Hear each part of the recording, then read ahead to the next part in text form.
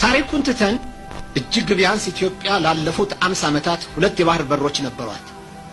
ዛሬ 4 ሚሊዮን የማይሞላ ህዝብ ሁለት የባህር በር ሲኖረው 72 ሚሊዮን ህዝብ የነበረው የባህር በር ተዘግቶበታል። ዛሬ ኢህአዴግ ምስጋና ይግባውና በዓለም አገራችን በአንድ ነገር ብቻ አንደኛ ነች። የሚስተካከላት የለም። ይሄውም በአገራችን የቆዳ ስፋትና የህዝብ ብዛት የባህር በር ከሌላቸው አገሮች ኢትዮጵያ አንደኛ ነች። የአፋር ህዝብ ኢትዮጵያዊ መሆን አሰብ የኢትዮጵያ አካል ነች ስንል ወደብ ስለሚያስፈልገን የሰውን ንብረት በመቋመጥ አይደለም። ንብረታችን ባልሆነችው በጅቡቲ ላይ ተመሳሳይ ጥያቄ አላቀረብንም። የአሰብ ባለቤትነታችን ይረጋገጥልን ስንል ሕያው ከሆኑ ማስረጃዎችና ዓለም አቀፍ ህጎች ተነስተን ነው። በሁለተኛ ዓለም ጦርነት ማግስት ጣሊያን ራሷ፣ እንግሊዝ፣ ፈረንሳይ፣ አሜሪካ፣ ሶቪየት ህብረት መስከረም 24 ቀን 1945 ዓመተ ምህረት በፓሪስ ጉባኤ ስለ ኤርትራ የወደፊት ዕጣ ፈንታ ተወያይተው በክቡር ጸሐፊ ትእዛዝ አክሊሉ ሀብተወልድ የሰላ ክርክር ላይ በመመርኮዝ አሰብ ወደ ኢትዮጵያ እንድትታጠፍ በአንድ ድምፅ ተስማሙ።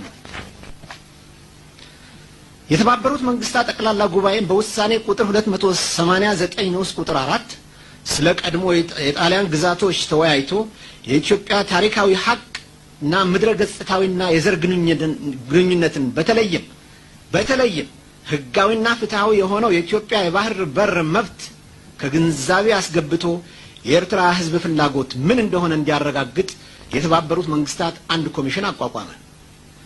ኮሚሽኑ የኤርትራ ህዝብ በአብላጫው ከኢትዮጵያ ጋር በፌዴሬሽን መቀላቀል መምረጡን ካረጋገጠ በኋላ የተባበሩት መንግስታት ጠቅላላ ጉባኤ በውሳኔ ቁጥር 390 ንዑስ ቁጥር 5 በታህሳስ 1950 ተጠቅሳለሁ የኤርትራ ህዝብ ፍላጎትና ደህንነት ከግንዛቤ በማስገባት በምስራቅ አፍሪካ ሰላምና ሴኩሪቲ እንዲሰፍን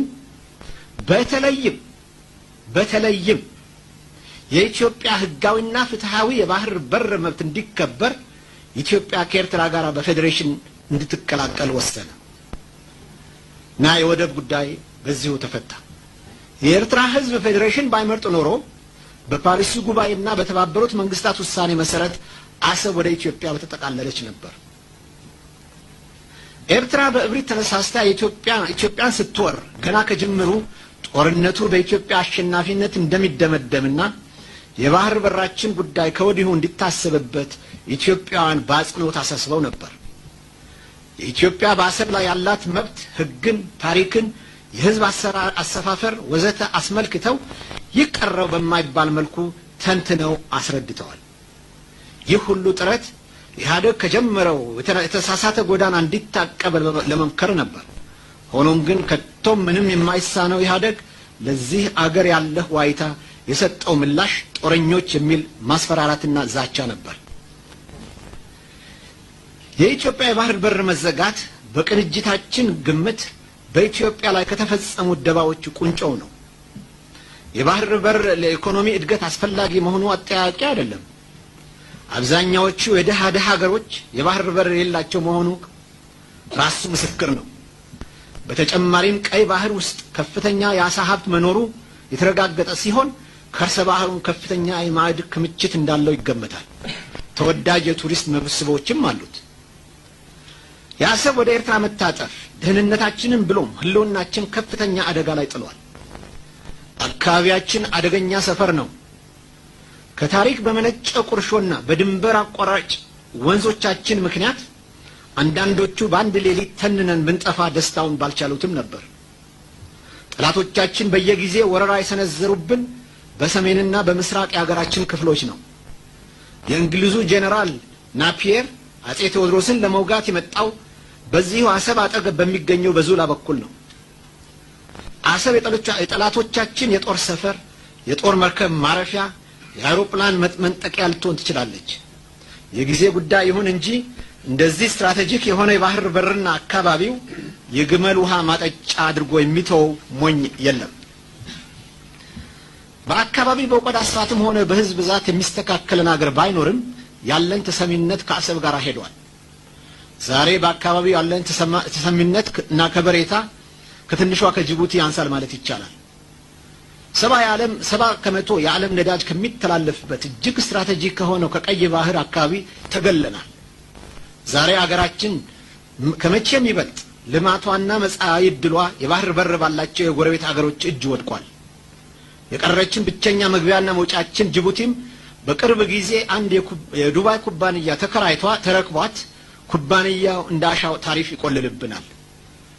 በቅርብ ቀን ኩባንያው የጨመረው ታሪፍ ለማስቀነስ ጠቅላይ ሚኒስትራችን ለልመና ጅቡቲ መሄዳቸው ብሔራዊ ክብራችንን የሚያንኳስስ ተግባር ነው። በአንድ ወይንም በሌላ ምክንያት ከአንድ አረብ ሀገር ጋር ቅራኔ ብንገባ ብቸኛ መግቢያ መውጫችን በላያችን ሊቀረቀር ነው። አማራጭ ናቸው እየተባሉ በየጊዜው በኢህአደግ እስኪሰለቸን የሚነገረን ወደቦች ከሞምባሳ በስተቀር ሁሉም የአረብ ሊግ አባል አገሮች ወደቦች ናቸው። ኤርትራ ሀገራችን በግፍና በንቀት ከወረረች በኋላ ጀግናው የመከላከያ ሰራዊታችን የጠላትን ጦር ድባቅ መጥቶ ወራሪው ጦር ኢንተርናሽናል ሕግ በሚፈቅድለት መሰረት ክትትል ሆት ፐርሱት በማድረግ የጠላት ግዛት ውስጥ ዘልቆ ገብቶ ሰፊ የጠላት መሬት ይዞ ነበር። ሆኖም ግን ፍጹም ባልተጠበቀና እጅግ በሚያስገርም ሁኔታ የመከላከያ ኃይላችን ትንፋሹን ሳይሰበስብ በሶምሶማ ሩጫ ከኤርትራ ምድር እንዲወጣ ጠቅላይ ሚኒስትሩ አዘዙ። እዚህ ላይ ሊስተዋል የሚገባው ጥያቄ ለምን ጦሩ ወደፊት አልገሰገሰም ሳይሆን ለምን በነበረበት እንዲቆም አልተፈቀደለትም ነው። በተመሳሳይ ሁኔታ የነበሩት ሀገሮች ተሞክሮ ስንዳስስ ለምሳሌ በ1967 ዓመተ ምህረት እስራኤል እና አረቦች ተዋግተው እስራኤሎች በርካታ የአረብ ግዛቶች ተቆጣጥረው ነበር። ከ40 ዓመት በኋላም ዛሬም እስራኤል የደህንነት ማረጋገጫ ዋስትና ሳይሰጣት ከሶሪያ ግዛት ከጎላን ሀይት አልወጣም ብላለች። አልጀርስ ውስጥ የተካሄደው ክርክር ኢትዮጵያ እንዳሸናፊነቷ ብዙ ፍላጎቶቿን በጠባጫሪው በኤርትራ ላይ ለመጫን ስትችል እንዲያውም በኢትዮጵያ ድል ተጠቃሚ ኤርትራ ሆነች። የአልጀርስ ድርድር ተከትሎ የመጣው የህግ ግልግል ዳኞች ውሳኔ ምን ያህል አሳዛኝ አሳፋሪና አወራጅ እንደነበረ ሁላችን የምናውቀው ነው።